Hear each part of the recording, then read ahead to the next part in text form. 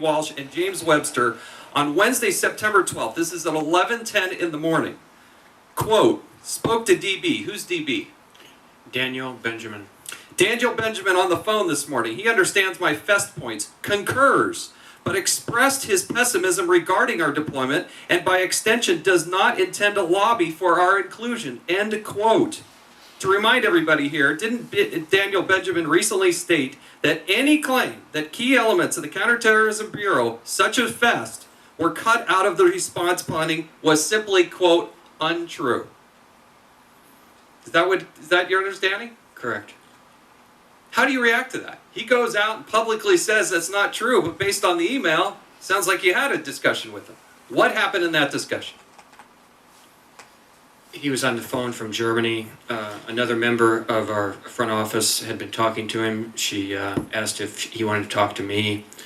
I gave him a quick rundown of what had happened the night before. I'd kept him informed via BlackBerry on an M-class level about the concerns and obviously when we finally understood how many people had been murdered that night. He was shocked and appalled, wanted to know anything he could do, and I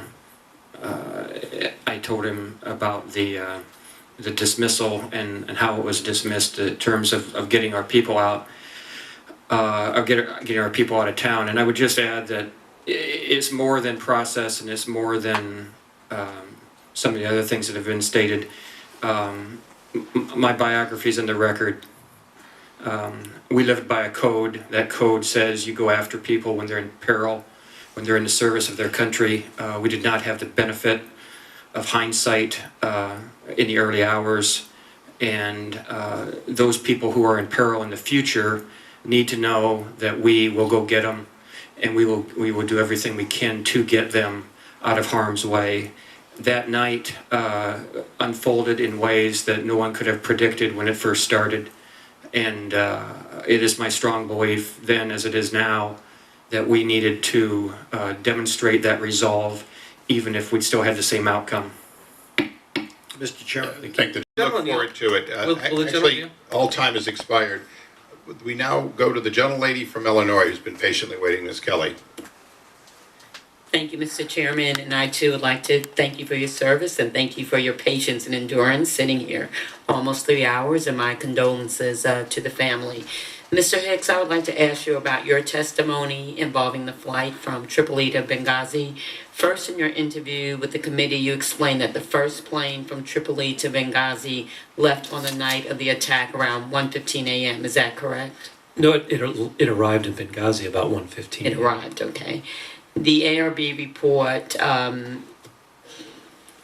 says that the first plane had a 7-person security team, which included 2 military personnel. Is that correct? Yes, it did. Now, you also told the committee that a second flight left Tripoli the next morning, September 12th, between 6 and 6:30 a.m. Is that correct? I think the flight actually left a little later, but again, the timelines are still not, have merged to a great extent, given time. Okay. You said that 4 military personnel were told not to board that plane and that this call came from Special Operations Command Africa. Is that right? That's what I understand. Okay. During the interview, you were asked if you knew what was the rationale that you were given that they couldn't go ultimately. And you explained, I guess they just didn't have the right authority from the right level. Is that correct? I think that's correct. Okay.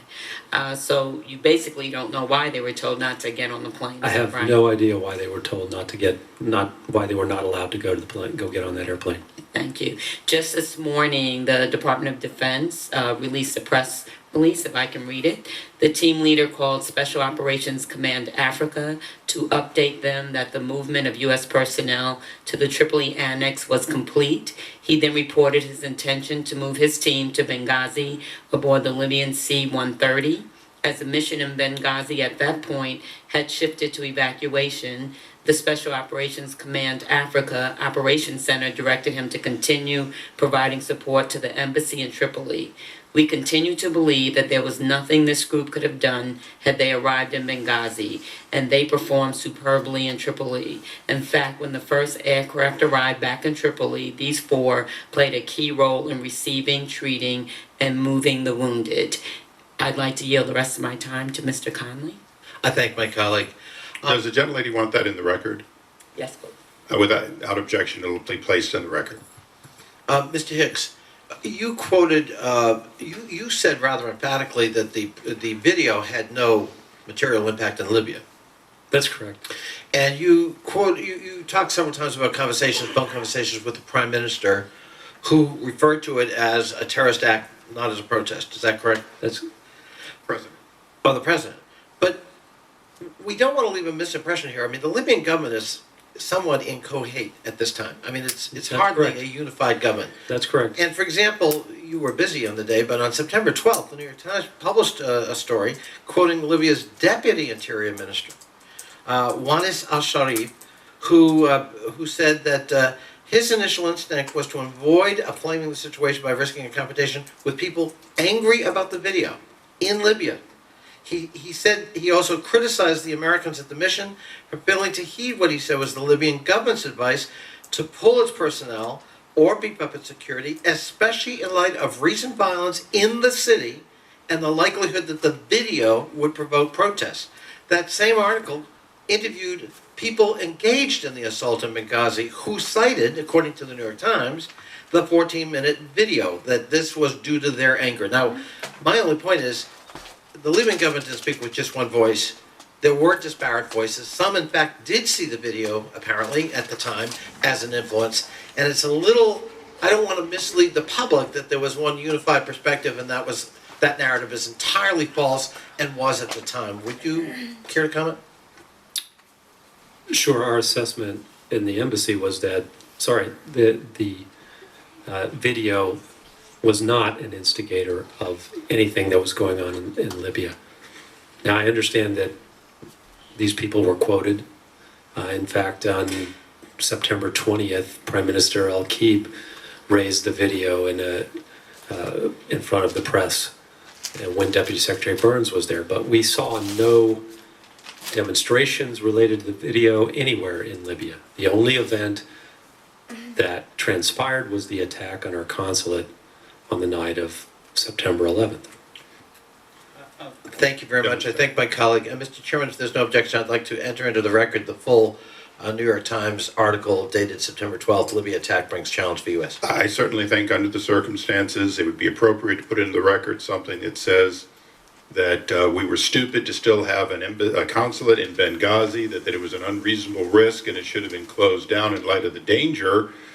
And in fact, they may have been a video reaction. I think that's a good balance. I thank the chairman for that unanimous consent comment. With that, we go to the gentleman from Arizona, Mr. Gosar. Thank you, Mr. Chairman. First, to the families, thank you for the heroism that your sons exhibited. I would tell you that. To the three of you at the stand, thank you for your bravery, particularly in light of how we treated whistleblowers today and in the past. Mr. Hicks, did you ever question officials in Washington about what Secretary Rice said on Sunday, the Sunday talk shows? Yes, again, when Assistant Secretary Jones called me after the talk show event, I asked her why she had said there was a demonstration when we had reported that there was an attack. Was she the only one that you talked Yes. to? Okay. And her reaction was? Her reaction again was, I don't know, and it was very clear that from the tone that I should not proceed with any further. So she was very curt. Yes. Okay. Did you receive any negative feedback based on this conversation? Over the next month, I began to receive counseling from Assistant Secretary Jones about my management style, things that I basically was already doing on the ground, but nevertheless, I implemented everything that she asked me to do. something that you were highly recommended and highly accommodated for. They're questioning it all of a sudden. Can I have the video to be played on the screen, please?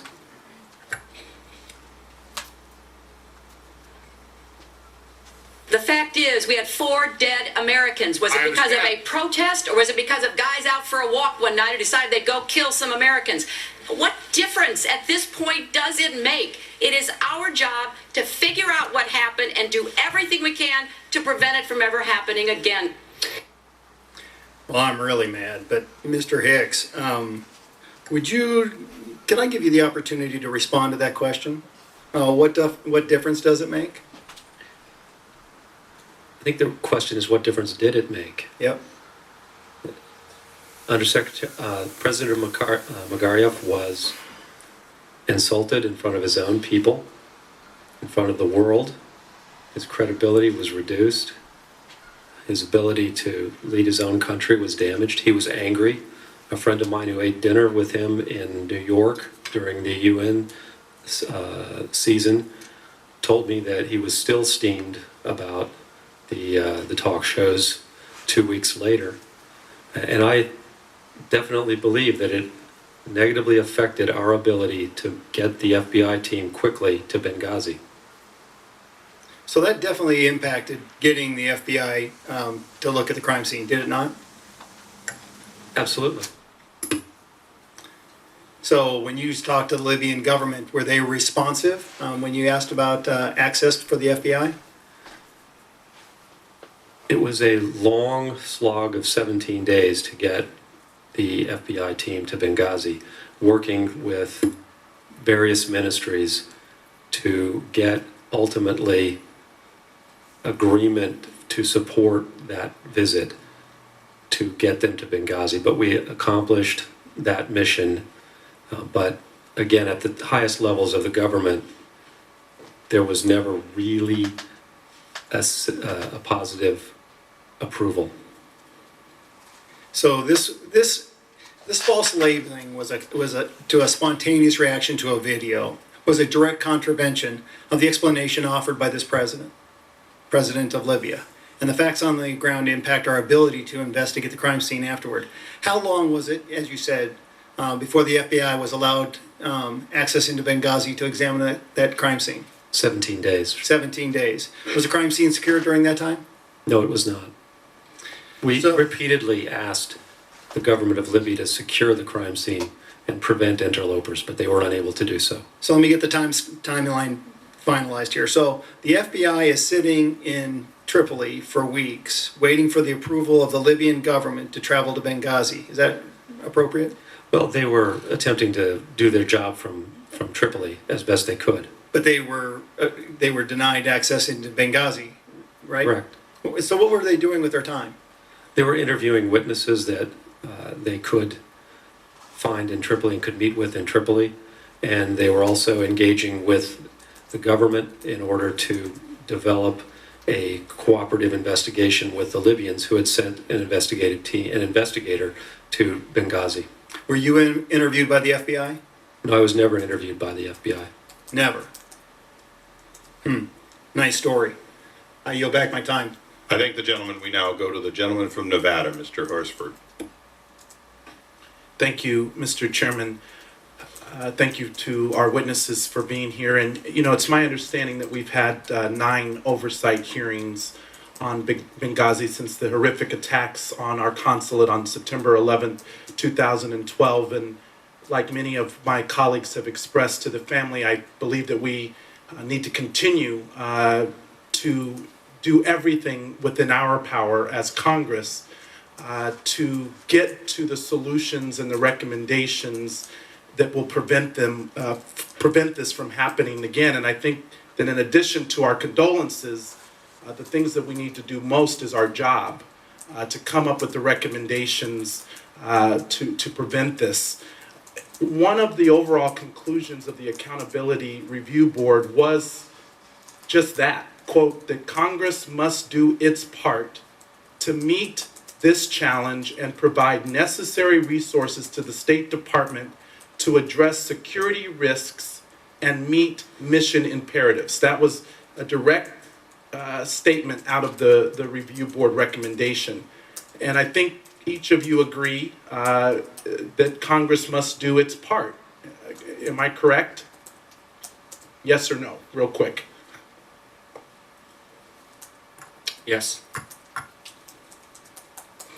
So, Mr. Chairman, I just would hope that after this hearing, after 9 oversight hearings, that we will begin to work on some specific recommendations that we can bring forward, and that all of us working together can do our job to protect our embassies. I think that's what the public wants. I believe and hope that that's what the families want, in the memory and the legacy of those who lost their lives. And I would say that it does cost money. Mr. Nordstrom, I know you say it's not just about money, but it also is about properly prioritizing budget considerations. And, in the past, my colleagues on the other side have not been willing to make the kinds of serious and sustained commitments to funding that are necessary for large-scale and long-term security projects like building facility improvements, for example. Would the gentleman yield briefly? May I? Of course. Thank you. And so in both the 2011 and 2012 budget cycles, the budgets gave the State Department hundreds of millions of dollars less than what was requested. The fiscal year 2013 budget as proposed by the other side proposed even more cuts. They want to reduce international affairs budget by more than $5 billion less than it was in fiscal year 12. That is a 9.8% cut to diplomatic security when extrapolated across the whole foreign affairs budget.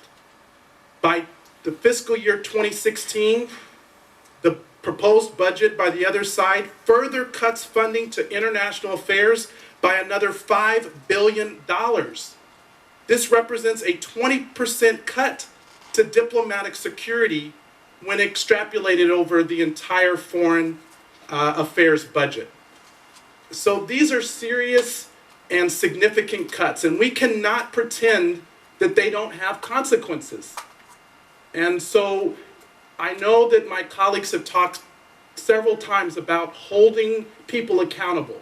Well, I hope that one of those groups that we will hold accountable are ourselves, as members of Congress, to do our job to properly fund the safety of our embassies so that this never happens again. I urge my Republican counterparts to work with us in a bipartisan effort to actually fund these improvements to our embassy security and to follow through on the 29 ARB recommendations that have already been made and those that we believe should also be supported from this hearing. Thank you, Mr. Chairman. We now go to the gentleman from Pennsylvania, Mr. Meehan. Thank you, Mr. Chairman. I note for the record that Charlene Lamb, who testified before this committee the previous time, was asked specifically the question as to whether or not funding issues impacted the actions that took place, and she said no.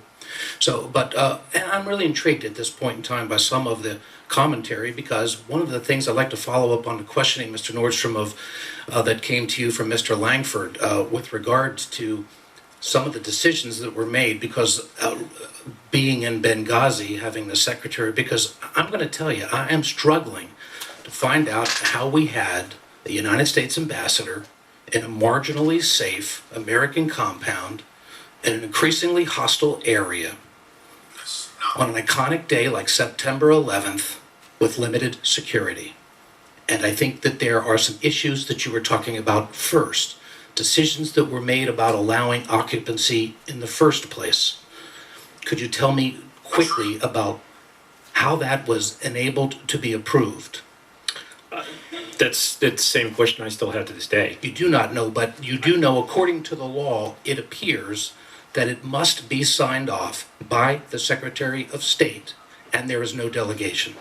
Certainly for parts of it, yes, for the second portion of it.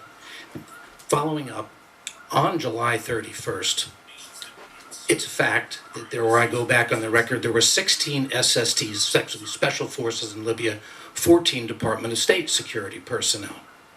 On August 31st, just shortly before, that had been reduced to 6 regulation individuals in Tripoli, 3 in Benghazi.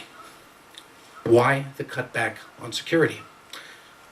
Again, that's one of the questions that I had. I've never seen it addressed in the ARB or anything else, is why were these decisions that we made turned down? Why were, in fact, there was a proposal that went back all the way to a month after we had arrived, asking for $2.1 million for staffing to have 19 DS agents maintained throughout that time period.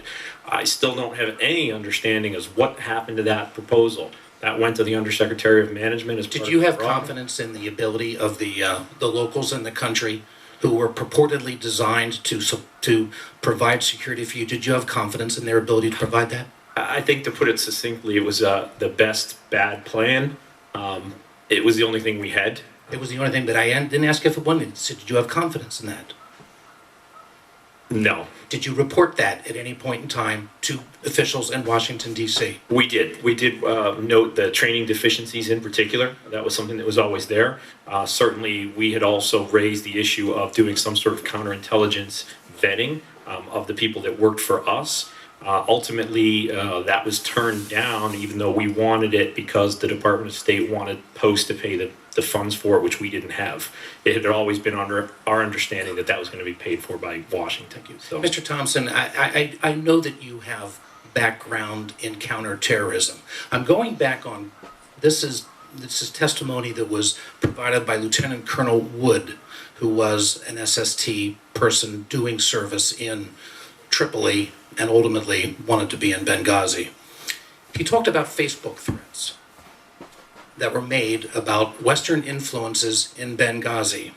I also note then a series of issues: an RPG attack on the Red Cross in early May, a Red Cross second attack in June, an IED attack against the UN mission in April 6th, an IED attack against a UN convoy on April 10th, an assassination attempt on the British ambassador in June 11th with RPGs, an attempted carjacking on August 6th of 2 SST officers of the United States. In your mind, does this, in your professional opinion, would this suggest to you that the facility in Benghazi, by a reasonable person with your experience or a reasonable person in the State Department, would be likely to be considered a possible or even likely target of a terrorist incident?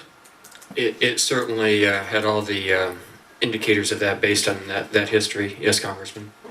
And in light of that, and in light of your experience at Mr. Nordstrom's testimony, would you have been happy with the idea that it was allowed to be maintained under less than the staffing that had existed only a month before or 2 months before, and under standards which were only 2 in the entire country, according to the testimony of Mr. Nordstrom, that were not meeting the requirements, the minimal requirements of safety? No, sir. That's what Mr. Nordstrom or Mr. Hicks, what is normalization and why were we doing this? that's been a question that even that the ARB raised and others have raised. I'm not sure. Sarcastically, we saw it as do more with less. But that I first saw that term normalization in that budget proposal, a resource proposal, a month after we had arrived. There was already talk about normalizing our footprint. It was then picked up again in February when Greg's predecessor had met with Das Lamb. Same thing. It struck me as being part of some sort of script. Just like the reason why we didn't close the facility in Benghazi despite the risks.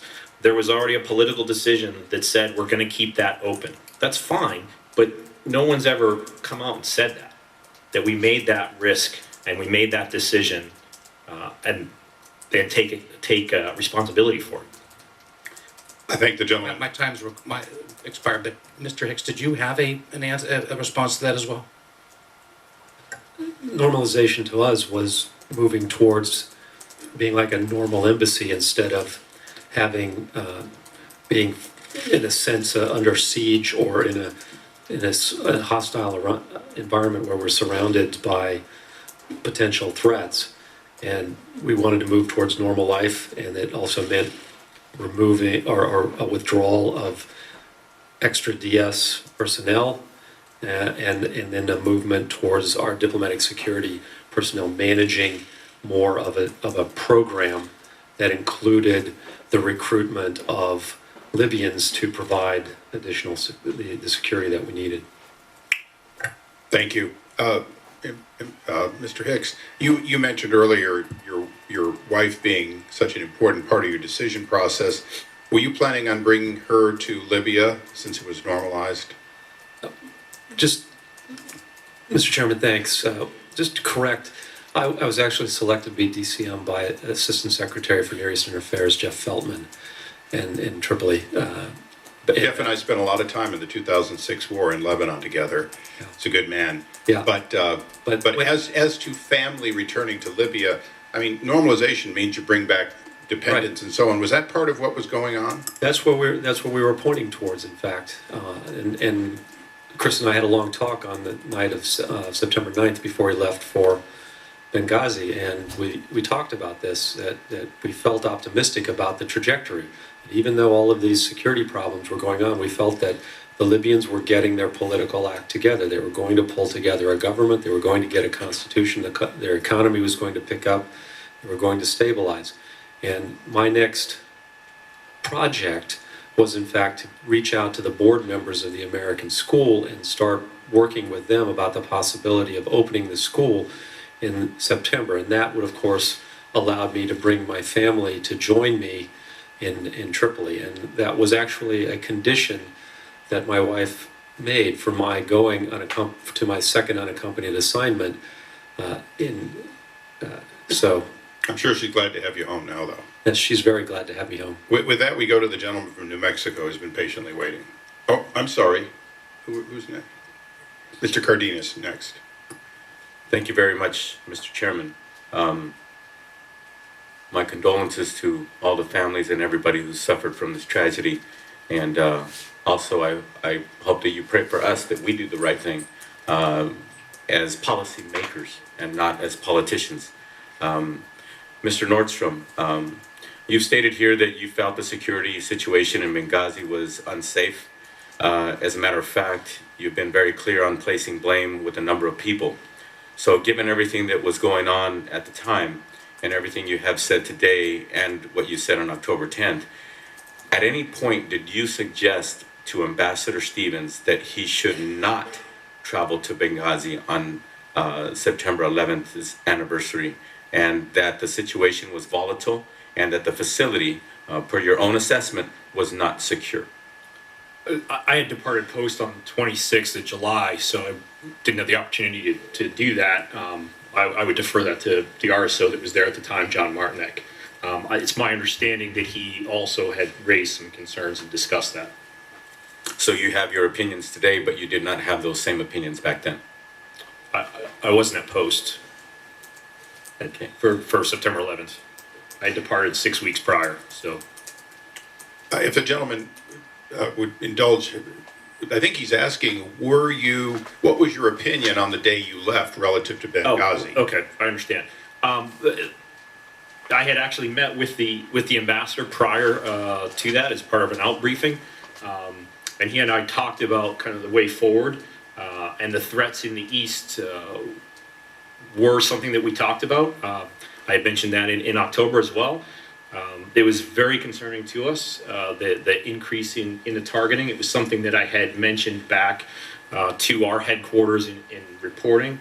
It was something that the Ministry of Interior brought up when the ambassador went and met with the minister in July to talk about requesting static security. They highlighted, number one, growing extremism in the east, particularly in Benghazi, in Derna, and Sirte.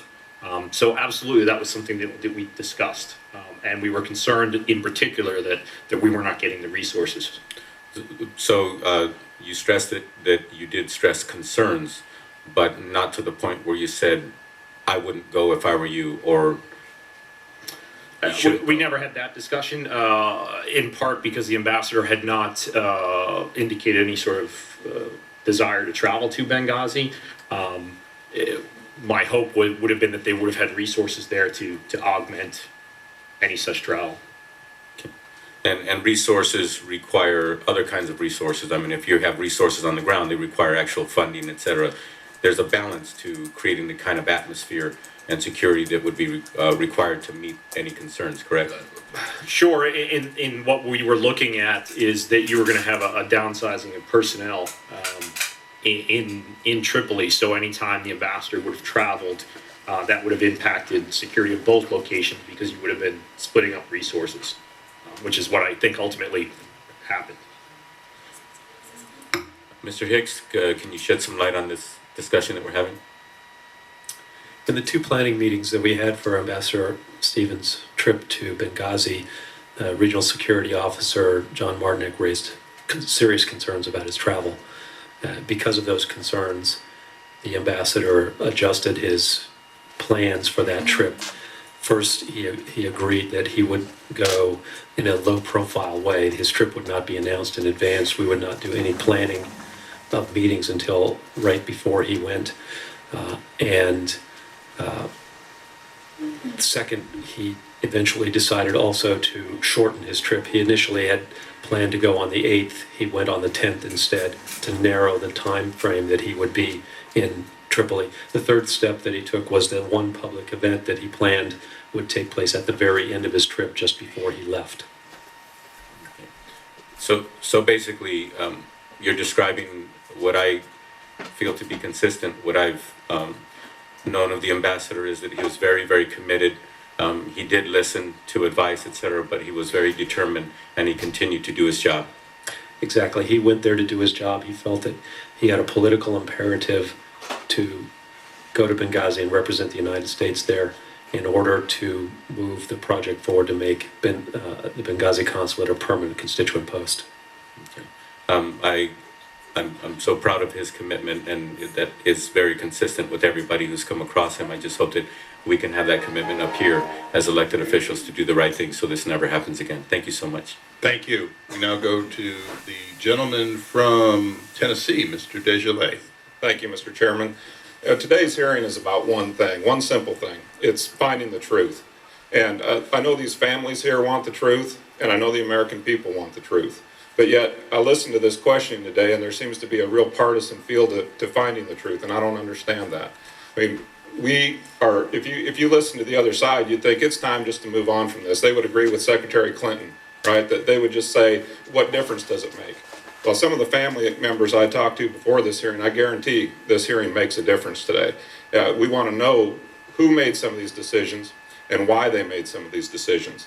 The only encouraging part that I heard from the other side is that they feel that you all should be protected. Your ability to testify here and your desire to testify here should be protected. So that's good. And I want you to know I really appreciate you all being here. It does matter. It matters to a lot of people.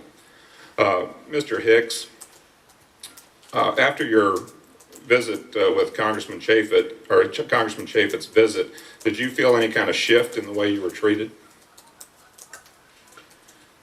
Yes, again, I did.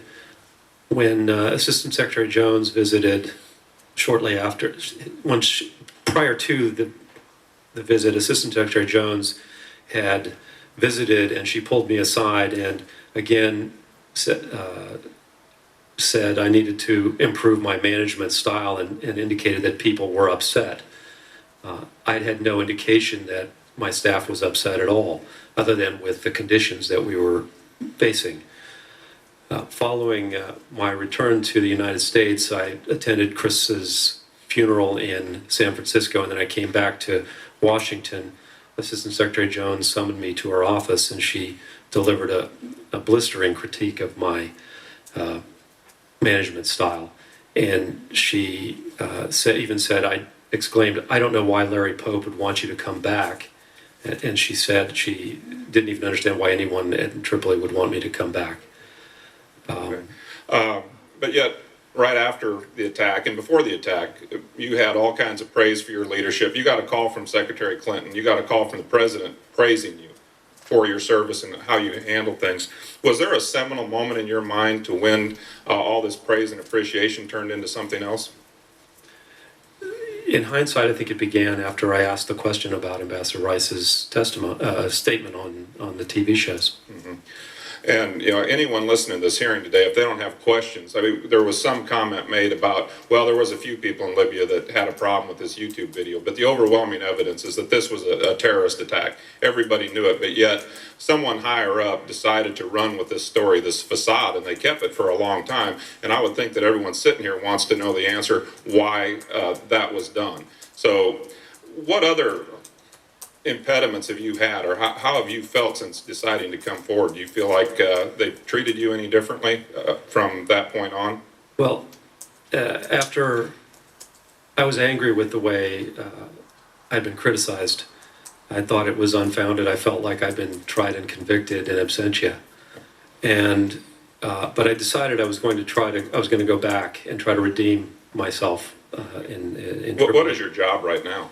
What is my job? I am a foreign affairs officer in the Office of Global Intergovernmental Affairs. Okay, a far cry from where you were and your level of capabilities. Yes, sir. Yeah. So when you came back to the United States, were you planning on going back to Libya? I was. I fully intended to do so. And what do you think happened? Based on the criticism that I received, I felt that if I went back, I would never be comfortable working there. And in addition, my family really didn't want me to go back. We'd endured a year of separation when I was in Afghanistan in 2006 and 2007. That was the overriding factor. So I voluntarily curtailed. I accepted an offer of what's called a no-fault curtailment.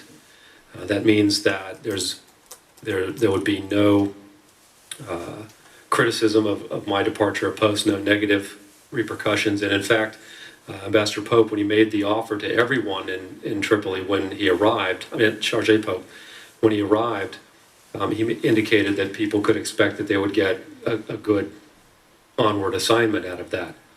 All right, well, thank you. I would just close with the fact that, we have a president that's made it his policy since he took office not to knee-jerk or jump to conclusions when it comes to some tragedy or event. But yet, why did he do it in this case? Why was he quick to jump to the conclusion that this was a protest due to a YouTube video? I think we all know that's not true, and I think we all need to find the answer to that.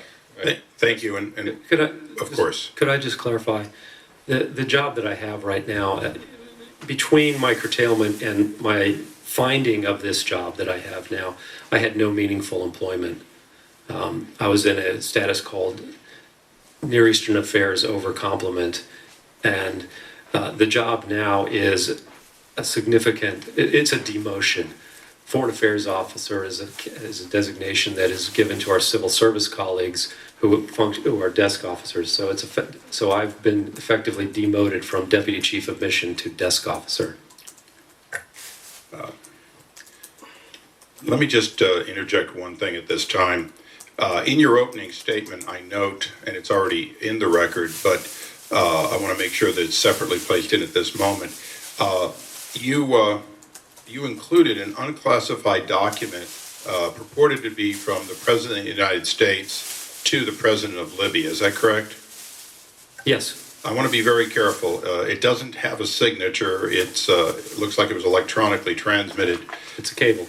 This cable, was it, as far as you know, from the President of the United States directly? Yes. And was it delivered to the President of Libya directly? It was. And does it mention terrorist attack anywhere else? And I'd note that this is September 17th, which would be that Monday afterwards. Does this, in your opinion, in any way, shape, or form, describe the unfortunate circumstances as terrorism to the President of Libya? I believe it does. Mr. Chairman. Yes. I don't even. It's in his opening statement. It was delivered to everybody. Okay. These are inclusions. But it says, thank you for responding quickly to the tragic attack in Benghazi. And I'm reading through this thing, well,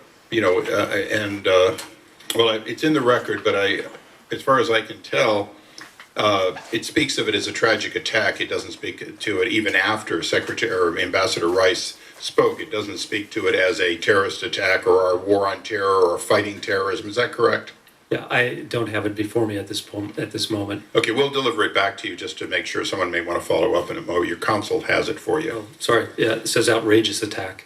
Okay, so it's an outrageous attack, but it doesn't talk about us working together to fight terrorism, does it? No. Okay, thank you for including that in the record. We now go to the gentleman from Texas, Mr. Farrell. Thank you very much, Mr. Chairman, and I'd like to also join my colleagues on both sides of the aisle in expressing our condolences to the families of Ambassador Stevens, Sean Smith, Tyrone Wood, and Glenn Doherty, and all of those others injured. I want to quickly clear up just a couple of loose ends from earlier testimony, and then I want to ask a couple of questions about the February 17th Martyr Brigade. But first off, Mr. Hicks, you've testified on numerous occasions that you never got a chance to read the classified ARB report. You do have security clearance that you sat in with the meeting with Mr. Chaffetz that your minder couldn't attend, so you do have security clearance. Yes, sir. All right. And then, Mr. Thompson, you testified and answered the question as to why the FEST team, your response team was not deployed. One of the things you heard was it might not be to a safe location. Do you guys train to deploy to Canada or the Caribbean islands or other safe locations, or are you trained to respond to hotspots? Hotspots. And would there have been any reluctance on the part of you or any of the men or women in your organization to go to Libya or anywhere in the world that you were needed to protect Americans? I hang out with a very noble and brave crowd. The answer is no. I didn't think so. And then, Mr. Hicks, I want to talk a little bit about what was going on in Libya at the time. There had just been a revolution. We had a newly elected president, democratically elected. We were involved through our NATO partners in that. This was probably a win for the United States. We had a friendly government, a relatively friendly government going in, and then we all but make the new president out to, we throw him under the bus on the Sunday shows. And you testify that may have been one of the reasons the FBI was slow getting in. Did it, you think it overall damaged our relationship beyond that with Libya? It complicated things for that period of time, I think, particularly with respect to the FBI mission. But the Libyan people, as a poll released by Gallup right before 9/11 attests, valued our relationship highly. In fact, higher than almost any other Arab country. It was over 50% of the population. And isn't that one of the reasons Ambassador Stevens went to Benghazi on that fateful day, is to continue to show our support for what was going on in Libya at the time? Absolutely, especially to the people of Benghazi. All right, now I want to go on. There have been some reports floating around. Can you, Mr. Nordstrom, can you tell me what the role of the February 17th Martyrs Brigade was in protecting the consulate in Benghazi? Certainly. That was the unit, for lack of a better term, that was provided to us by the Libyan government. Now, were you aware of any ties of that militia to Islamic extremists? Absolutely. Yeah, we had that discussion on a number of occasions. The last of which was when there was a Facebook posting of a threat that named Ambassador Stevens and Senator McCain, who was coming out for the elections. That was in the July timeframe. I had met with some of my agents and then also with some annex personnel. We discussed that. And Mr. Hicks, you were in Libya on the night of the attack. Do you believe the February 17th militia played a role in those attacks, was complacent in those attacks? Certainly elements of that militia were complicit in the attacks. The attackers had to make a long approach march through multiple checkpoints that were manned by February 17 militia. All right, now, okay, I'm going to, Mr. Hicks, Mr. Nordstrom, I'm going to ask you both this question. I'm stunned that the State Department was relying on a militia with extremist ties to protect American diplomats. That doesn't make any sense. How does that happen? You mean like in Afghanistan, where Afghanis that are working with our military that are embedded and turn on them and shoot them, or Yemen, our embassy was attacked in 2008 by attackers wearing police uniforms, or in Saudi Arabia in Jeddah, we had an attack in 2004. The Saudi National Guard that was protecting our facility reportedly ran from the scene, and then it took 90 minutes before we could get help.